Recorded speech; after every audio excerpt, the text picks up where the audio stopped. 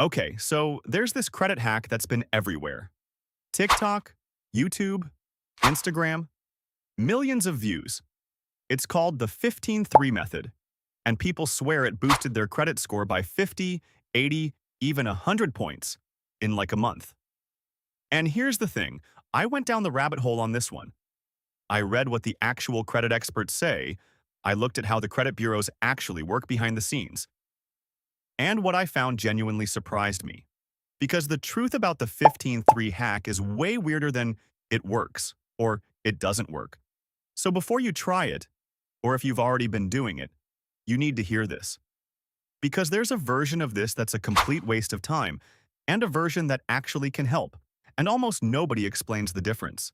Stick with me, because by the end of this, you're going to understand your credit score better than 90% of people out there. Let's get into it. So first, what even is the 15-3 hack? Let me break it down super simply. The idea is this. Instead of paying your credit card bill once a month like a normal person, you split it into two payments. You pay half of it 15 days before your due date, and then the other half 3 days before your due date. 15 days, 3 days, 15-3. And the claim is that by doing this, you're somehow tricking the credit bureaus into seeing more on-time payments, lower balances, and boom, your score shoots up. People online make it sound like a cheat code, like you found a glitch in the matrix that the banks don't want you to know about. And look, I get why it spreads. It sounds clever. It feels like insider knowledge. And honestly, who doesn't want a quick fix for their credit? But here's where we gotta slow down, because the actual mechanics of how credit scoring works tell a very different story. Here's the uncomfortable truth. The credit experts, and I'm talking about people who literally used to work at FICO and Equifax, they've looked at this. And the consensus is pretty blunt. One credit expert who worked at FICO straight up said, quote, "Every few years some nonsense like this gains momentum, but there's no truth to it." Oof. Okay. So why doesn't it work the way people think? It comes down to one fact that destroys the whole premise. Your bank only reports one payment status to the credit bureaus per month. One. So whether you make one payment, or two payments, or 20 payments in a single billing cycle, your bank still just reports a single, "Yep, they paid on time," once a month. Splitting it into 15 days and 3 days does not create extra on-time payments.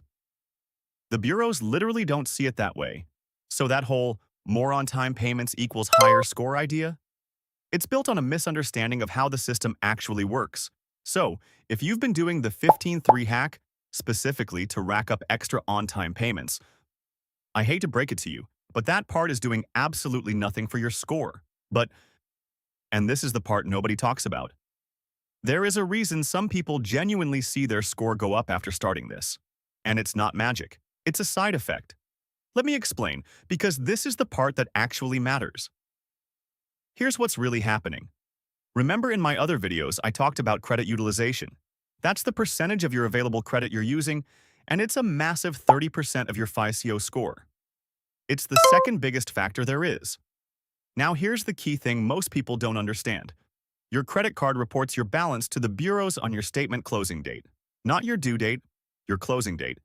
And whatever your balance is on that exact day, that's the number that hits your credit report. That's the number your utilization gets calculated from. So watch what happens with the 15-3 method. By making a payment 15 days before the due date, and another one 3 days before, you're accidentally lowering your balance before that statement closing date rolls around. So when the bank takes its monthly snapshot, your balance looks way lower than it actually was during the month. Lower reported balance means lower utilization, and lower utilization can absolutely bump your score. So here's the real truth. The 15-3 hack works, but not for the reason anyone says it does. It's not about extra payments. It's about accidentally lowering your reported balance before the snapshot. People are getting the right result for completely the wrong reason. And once you understand that, you realize you don't need the 15-3 hack at all. You can do the thing that actually works directly without the weird, rigid schedule. Let me show you how. The real move is this. You need to know your statement closing date, not your due date. Your closing date. You can find it on your statement or just call your card company and ask, "What day does my statement close?" Write it down for every card you have. Then, here's the actual hack, the one that works. Pay your balance down before that closing date. Get it under 30% of your limit, and ideally way under, like under 10% if you can swing it. Because when the snapshot gets taken and your balance is tiny, your utilization looks amazing, and your score reflects that. You don't have to split it into 15 and 3. You could make one payment. You could make 5. The number of payments doesn't matter. The timing relative to your closing date. That's what matters. That's the whole secret the viral videos accidentally stumbled into without understanding it. Now let me save you from the dark side of this, because this is where people get hurt. There's a whole other world of so-called credit hacks out there that are not just useless, they're actually dangerous. And the algorithm loves pushing them because they sound exciting. So let me quickly arm you against the worst ones. Number 1, and this is a big one, there are influencers telling people to file false identity theft reports to wipe out debts they actually owe. Let me be crystal clear about this. That is not a hack. That is fraud. The Federal Trade Commission has literally put out warnings about this. Filing a false identity theft report is a crime that can get you fined or even put in prison. So if anyone tells you to dispute a legitimate debt by claiming it was identity theft, run.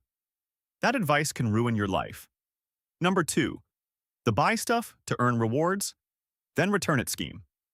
People think they'll keep the points and get their money back. Card companies track this. They claw back the rewards, and if you do it enough, they'll shut your account down and flag you. Not worth it. Number 3, opening a ton of cards super fast to chase sign-up bonuses when you don't have the spending or the discipline to manage them. Every application is a hard inquiry that dings your score, and juggling all those due dates is how people end up missing payments and tanking everything they were trying to build. The pattern here is simple. If a credit hack feels like you're outsmarting the system or getting away with something, it's probably either useless or a trap. The stuff that actually works is boring. It's just not what gets millions of views. So let's talk about what actually moves your score. The real fundamentals. Because this is the stuff that quietly builds a 750, 780 score while everyone else is chasing TikTok tricks. The biggest factor, at 35% of your score, is payment history. Just paying on time, every single time. One late payment can tank your score by up to 100 points and sit on your report for 7 years. So the single most powerful thing you can do? Set up autopay for at least the minimum on every card. That one move protects the biggest chunk of your score automatically. Second, like we covered, utilization. Keep your reported balances low. Under 30% always, under 10% if you want your score to really shine. Pay before the closing date. And if you want an instant utilization win, call and ask for a credit limit increase. A bigger limit with the same spending instantly lowers your ratio. Third, and people get this one wrong constantly, do not close your old credit cards. The age of your accounts matters. Closing your oldest card erases history and shrinks your available credit, which is a double hit. Keep them open, put a tiny subscription on autopay, and let them quietly age like fine wine. And fourth, a free one almost nobody does. Check your credit report for errors.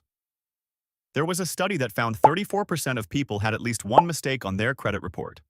A third of people. And these aren't tiny errors. We're talking accounts that aren't even yours, or late payments that never happened. You can pull all 3 reports for free at the official government site, annualcreditreport.com, and dispute anything that looks wrong. Fixing one error can jump your score overnight, and it costs you nothing. So, let's bring this all home. The 15-3 hack isn't a magic trick. It's just an accidental, overcomplicated way of doing the one thing that actually works, lowering your reported balance before your statement closes. You can do that directly on your own schedule, without the rigid 15-3 timing. And the real secret, the actual cheat code, was never a hack at all. It's boring consistency. Pay on time. Keep balances low before the closing date. Keep old cards open. Check your report for errors. Do those 4 things and your score will climb higher than any viral trick could ever take it. So here's what I want you to do right now. Go find the statement closing date on your main credit card. Just that one thing. Because once you know that date, you have more control over your credit score than 90% of people will ever have. And if this cleared things up for you, do me a favor and drop a comment with your credit score goal. Are you trying to hit 700, 750, 800? Tell me, I read every single one. And if you want the full step-by-step on how I'd rebuild a credit score from the low 500s all the way up, that video is right there, and it's already waiting for you. Go watch it. I'll see you over there.